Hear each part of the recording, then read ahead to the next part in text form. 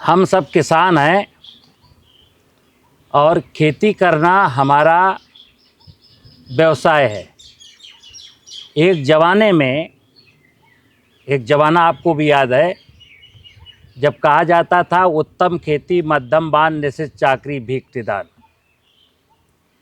आपने ये भी सुना है कि आपके गांव में कई ऐसे लोग हैं आज के 70 साल पहले जिन्होंने हाई स्कूल इंटर पास किया और उनके घर पे एक कागज़ आ गया कि आपको दरोगा बना दिया गया, आपको मार्केटिंग इंस्पेक्टर बना दिया गया।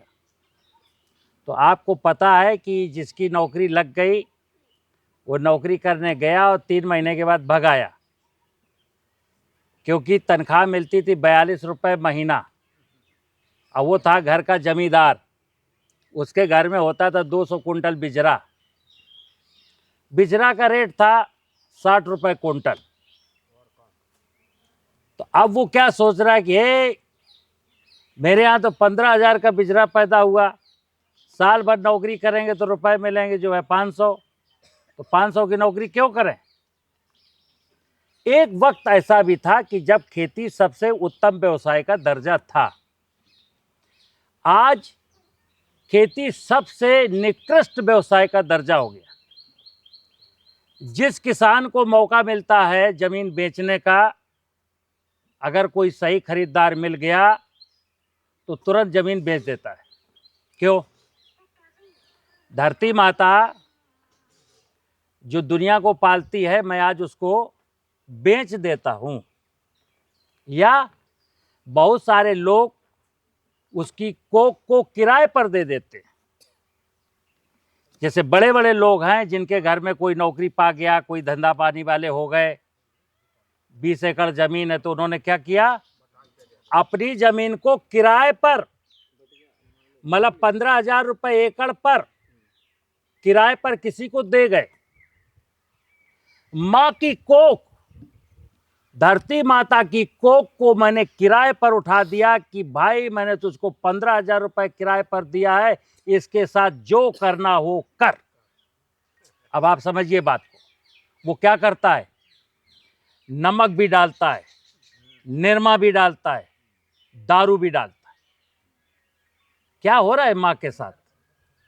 तो मैं क्या बोलता हूं कि एक जमाने में जब उत्तम खेती थी तो हम खेती अपने दिमाग से करते थे, अपने संसाधनों से करते थे, अपने श्रम से करते थे।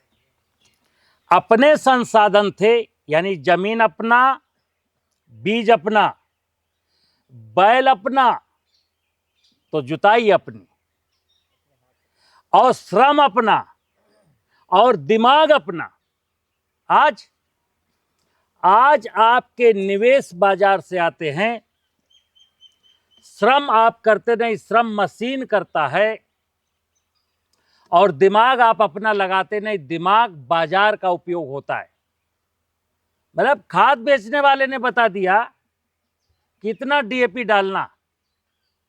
हाई स्कूल पास एक खाद बेचने वाले ने आपको बताया कि चचा अगर इतना यूरिया डीएपी डालोगे तो इतना पैदा हो गया।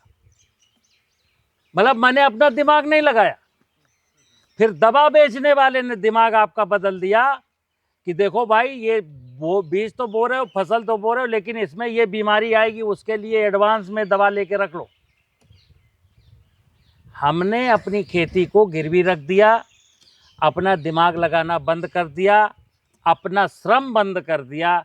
तो श्रम जो करते थे उसका नुकसान, अपना दिमाग नहीं लगाए तो दूसरे के दिमाग से होने वाला नुकसान, अपने निवेश नहीं है बाजार के निवेश हैं तो वहाँ का नुकसान। तो कितना पैसा खाद में, बीज में, दवाई में, कृषि यंत्र में, बोरिंग कराने में, ट्रैक्टर की मरम्मत में, पंपिंग सेट की मरम्मत में चला गया। तो खेती हमारी हो गई बाजार आधारित। तो खेती आ गई सबसे निकृष्ट पावदान पर। और जब खेती हमारी बाजार आधारित नहीं थी, खेती को हम खुद करते थे, हमारा श्रम था, हमारा दिमाग था, हमारे निवेश थे, तो खेती में कहाँ घाटा था भाई। खेत आपका 5 एकड़, बैल आपके पास हैं 2, अपना हल है, खुद जोत लिए या गांव का एक मजदूर है वो जोत आया। जमीन उपजाऊ है, जमीन में जीवांश कार्बन पहले खूब था, तो चना मटर मसूर बो दिए। फिर अगर खरपतवार हुए तो उखाड़ के ले आए, पशुओं को खिला दिया, पशुओं का गोबर फिर खेत को लौटा दिया और फसल काट लाए। पैसा नहीं लगा ना। 10 कुंटल चना हुआ, 5,000 रुपया कुंटल चल रहा है, 50,000 का हो गया, आपकी चवन्नी खर्च हुई। लेकिन अभी क्या हुआ, लोगों ने आपको समझा दिया उन्नत बीज बोगे तो उन्नत पैदावार मिलेगी। तो हम 100 रुपया किलो का चना बाजार में खोज रहे हैं। फिर समझा दिया कि अगर इसमें सिंगल सुपर फास्फेट डालोगी तो पैदावार बढ़ेगी, वो डाल दिया। इल्ली लगेगी तो इंसेक्टिसाइड डालनी पड़ेगी, तो इंसेक्टिसाइड डाल दिया। मित्र, एक चीज़ बताओ कि जैसे आजकल हम लोगों को बीमारी हो रही है, शुगर हो गया, बीपी हो गया, कैंसर हो गया, तो हम शुगर का बीपी का इलाज कहाँ खोज रहे हैं? बाजार में। हम सोचते हैं कि मेरा बीपी, मेरा शुगर, मेरा कैंसर डॉक्टर ठीक कर देगा। ये आपकी गलत फहमी है। हम कहते हैं यहाँ से सोचना शुरू करो कि मुझे शुगर बीपी कैंसर होगा ही नहीं, वो ज़्यादा अच्छा है। हमको कोई बीमारी ना हो ये ज़्यादा अच्छा है, या हमको भगवान बीमारी दे और फिर डॉक्टर मिल जाए ये अच्छा है? क्या अच्छा है बोलो? हमको बीमारी होने ही ना पाए। अगर हम चाहते हैं ना मेरी फसल को बीमारी हो ना हमको बीमारी हो, तो क्या करना है? प्रकृति की व्यवस्था को समझना है। प्रकृति का मतलब है जमीन की संरचना। जैसे हम लोगों के घर है ना छोटे छोटे, ऐसे ही छोटे छोटे जीवों के भी जमीन के अंदर घर हैं। जब आप 4 टन का ट्रैक्टर चलाते हो तो घर मितर गए, नष्ट हो गए, तो उनके मैंने घर तोड़ दिए। किनके? जो जमीन को बचाते हैं, जमीन को बनाते हैं, जमीन में पड़े हुए कार्बनिक पदार्थ को खा करके फसलों का भोजन बनाते हैं। हमने वो पूरी सेना ट्रैक्टर से मारी या पेस्टिसाइड डाल करके मारी। तो शिव कौन है?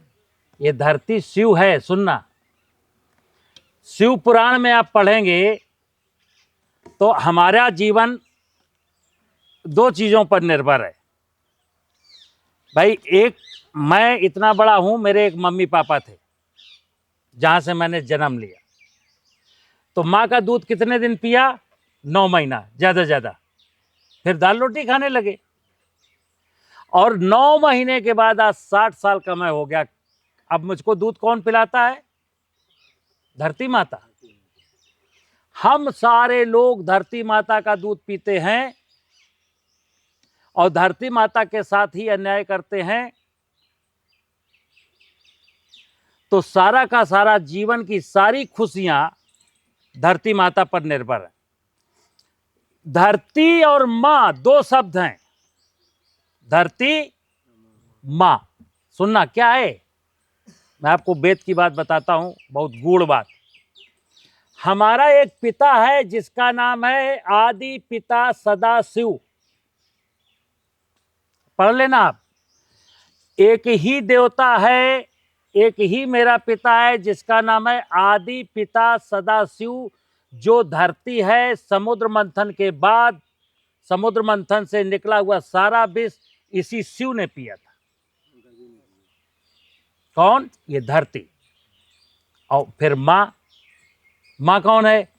इस धरती के ऊपर पाई जाने वाली जितनी भी वनस्पतियां हैं, काई, दूब, घास, मोता, हिरनकुरी, गेहूं, चना, मटर, पीपल, बरगद, जितनी वनस्पतियां हैं ये मां पार्वती है। इसका नाम है आदि शक्ति मां दुर्गा। तो मेरे एक पिता हैं और मेरी एक मां है, और हमारी नहीं, संपूर्ण जीव जगत की, कुत्ते की, बिल्ली की, शेर की, चींटी की, सांप की, बिच्छी की, हिरन की, खरगोश की, सबका एक ही पिता है धरती, और एक ही मां है मां पार्वती। वनस्पतियां, अब सारे जीव क्या खाते हैं? बोलो। हम सारे जीव, मनुष्य क्या खाता है? इन्हीं वनस्पतियों का तो दूध पीता है। आप गेहूँ खाएं, चना खाएं, मटर खाएं, मसूर खाएं, अलसी खाएं, टमाटर खाएं, मिर्चा खाएं, सेव खाएं, अमरूद खाएं, क्या है? ये माँ देती है।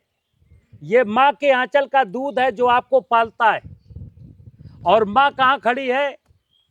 धरती के ऊपर। शिव के बिना माँ का कोई अस्तित्व नहीं है और माँ के बिना शिव अधूरा है।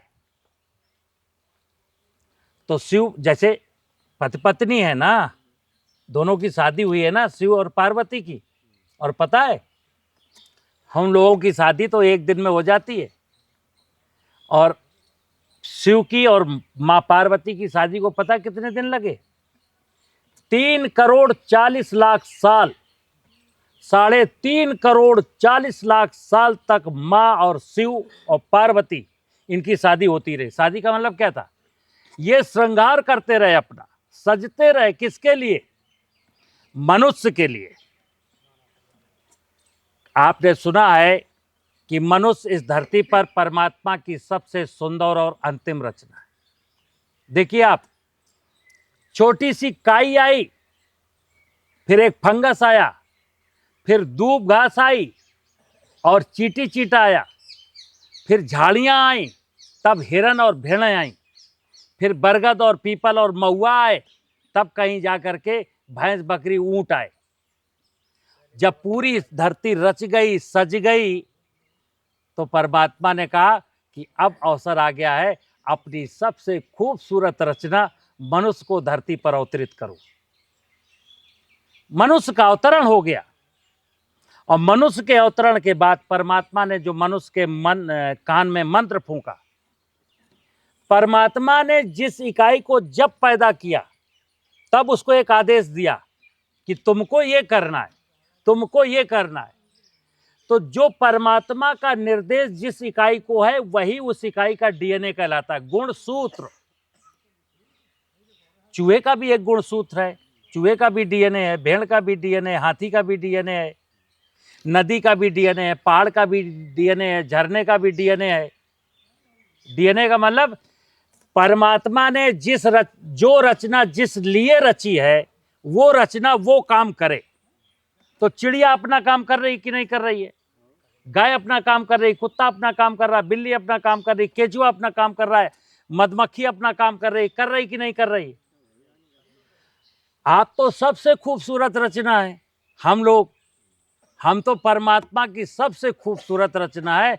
हमारा काम भी सबसे खूबसूरत है, लेकिन मनुष्य, ये लालची मनुष्य, लोभी मनुष्य, ये भूल गया कि हमको आखिर परमात्मा ने क्यों पैदा किया था। तो जब हम कोई धार्मिक अनुष्ठान करते हैं ना, तो इसलिए करते हैं, भगवान के दरबार में लोटा लेके इसलिए जाते हैं, जल इसलिए चढ़ाते हैं कि हे ईश्वर, मैं कहीं अपने मार्ग से भटक तो नहीं गया हूं। तो ईश्वर रोज कहता है कि बेटा, तू तो कब का भटका हुआ है, मेरी सुन कहाँ रहा है। और ईश्वर आपके अंदर बैठा है। जो मैं जिंदा हूं ना, आज मैं जो बोल रहा हूं ना, वो उस ईश्वर की बदौलत बोल रहा हूं जो इस शरीर के अंदर विराजमान है। और वही जब यहां से निकल जाएगा तो हमको लोग कहेंगे ये मर गया। मरा कोई नहीं। आत्मा अजर अमर अविनाशी है। शरीर छोड़ के चली गई, किसी दूसरे शरीर में प्रवेश कर जाएगी। शरीर मिट्टी पानी हवा का मिलकर के बना था, वो यहीं पड़ा है, मरा कुछ नहीं। इसलिए मित्र, हम शरीर को केंद्र मान करके ना जिए। हम ये भी समझें मेरा वास्तविक परिचय है मेरे अंदर बैठी हुई आत्मा, जो भगवान का रूप है, परमात्मा का एक अंश है। वो अक्सर आपको जब भी गलत काम करते हो, और भगवान कसम, आप जब कभी माहू को मारने गए हो तो एक ख्याल तो मन में आया है, यार अपने लालच में मैं कितनी ढेर सारी माहू को मारूंगा। आया है, लेकिन लालच और लोभ इतना ज्यादा दिमाग में हावी है कि अगर नहीं मारूंगा तो 1 कुंटल की उपज कम हो जाएगी। बस वहीं से मेरे पतन का कारण शुरू होता है। ईश्वर आपको अक्सर समझाता है। तो खेती क्या है? मैं अक्सर कहता हूं, कई मेरे साथी विरोध करते हैं, तुम तो वैज्ञानिक हो, कैसी उल जलूल बात करते हो, मतलब मुझको उल जलूल बोलते। मैंने कहा क्यों? बोले तुम खेती में दर्शन, आध्यात्म, भगवान परमात्मा क्यों डाल देते? हमने कहा खेती परमात्मा के बिना नहीं, खेती भगवान के बिना नहीं, खेती दर्शन के बिना नहीं, खेती धर्म के बिना नहीं। अगर दुनिया में धर्म है तो खेती है। कोई सबसे बड़ा धार्मिक व्यक्ति है तो किसान है। खेती से बड़ी कोई पूजा नहीं, खेती से बड़ी कोई साधना नहीं, खेती से बड़ी कोई उपासना नहीं। लेकिन एक किसान, सीधा साधा किसान, जो साधना, उपासना, आराधना, परमात्मा, भक्ति सब कुछ जानता था, उसको शकुनियों ने अपने लालच के लिए लालच दिया आपको कि ऐसा करोगे तो ऐसा होगा, तो आप लालच में आ गए। बोले ज्यादा खाद डालोगे तो ज्यादा पैदावार होगी, ज्यादा पेस्टिसाइड डालोगे तो ज्यादा पैदावार होगी। अरे धरती का पानी सूख गया तो क्या फर्क पड़ता है, मैं बोरिंग कर दूंगा। मित्र, हम इंसान अगर इंसान को लूटें तो ये मानवीय अपराध है। इंसान अगर इंसान की जेब में डकैती डाले तो ये मानवीय अपराध है। इसको एक बार ईश्वर कभी अगर आप बहुत माफी मांगेंगे तो क्षमा कर सकता है। लेकिन इंसान अगर परमात्मा की व्यवस्था में डकैती डालेगा, इंसान अगर भगवान को लूट लेने की कोशिश करेगा, तो इसको कहा जाता है ईश्वरीय अपराध है। हम धरती को बंजर बनाएंगे, ईश्वरीय अपराध है। हम इंसेक्ट को मारेंगे, ईश्वरीय अपराध है। हम बारिश के पानी को बह जाने देंगे, ईश्वरीय अपराध है। हम जमीन के नीचे छेद करके 300 फुट का पानी निकालेंगे, ईश्वरीय अपराध है। हम जंगल काटेंगे, ईश्वरीय अपराध है। ईश्वर के साथ जो अपराध करेगा वो हंस पाएगा? बोलो। तो खेती आनंद का विषय है, खेती खुशियों का विषय है, खेती जिंदा दिली का विषय है। खेती वो कर्म है, सर्वे भवन्तु सुखिनः सर्वे सन्तु निरामया। खेती का भाव है कि हे परमात्मा, हे प्रकृति रूपी माँ, मैं ये चाहता हूँ कि इस दुनिया में जितने भी जीव जंतु हैं सभी निरोगी रहें, सभी स्वस्थ रहें। क्योंकि सभी निरोगी और स्वस्थ रहेंगे तो आप निरोगी और स्वस्थ रहोगे। अब कुत्ता बीमार हो गई, गाय बीमार हो गई, भैंसिया बीमार हो गया, मुर्गा बीमार हो गया, बीमार मुर्गे का आपने मांस खा लिया तो आप बीमार नहीं होंगे। बीमार गाय का दूध पियोगे आप बीमार नहीं होगे। बीमार धरती का अन्न खाओगे आप बीमार नहीं होगे। बोलो। तो इसीलिए मैंने कहा, हम अगर धर्म की रक्षा करेंगे तो धर्म मेरी रक्षा करेगा। और धर्म की रक्षा केवल किसान कर सकता है। जो किसानी छोड़ चुका वो धर्म की केवल बातें कर सकता है, धर्म की रक्षा नहीं कर सकता। तो आप सौभाग्यशाली हो, चाहे दुर्भाग्यशाली समझो चाहे सौभाग्यशाली, कि आपको खेती की पूजा का अधिकार मिला है, आपको भगवान की पूजा का अधिकार मिला है। और ये मत सोचना कि आप गरीब हो। गरीब वो होता है जिसकी आत्मा गरीब हो गई हो। जेब में पैसे हैं, हंसता नहीं है तो कौन बात का अमीर? बोलो। किसी की जेब में पैसे हैं, मुस्कुराता नहीं है, उसको आप अमीर कहेंगे? और जेब में पैसे नहीं है, फकीर है, मस्त रहता है, मुस्कुराता है, हंसता रहता है, वो अमीर है। जो हंसेगा वो अमीर कहलाएगा, और जो रोएगा, भाई पेड़ काट करके कागज बनाया, नोट छाप लिया और जेब में डाल लिया, क्या बात की अमीरी? पानी तुम्हें मिल नहीं रहा, भोजन तुम्हें शुद्ध मिल नहीं रहा, दूध तुम्हें शुद्ध मिल नहीं रहा, क्या बात की अमीरी?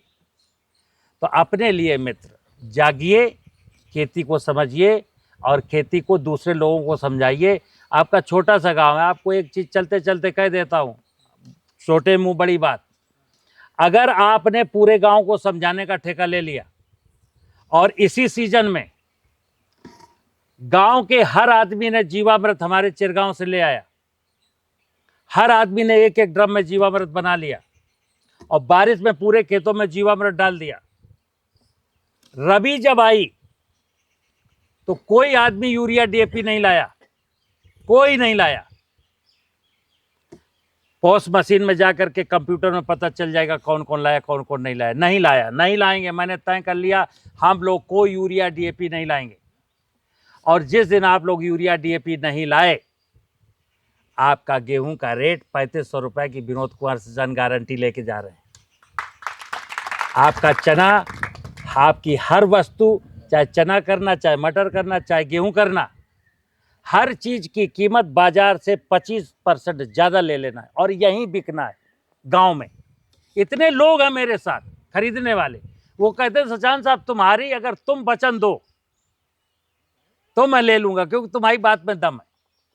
लेकिन हमारी बात में दम कैसे? मैंने कहा आपको मेरी बात कैसे दमदार रहेगी?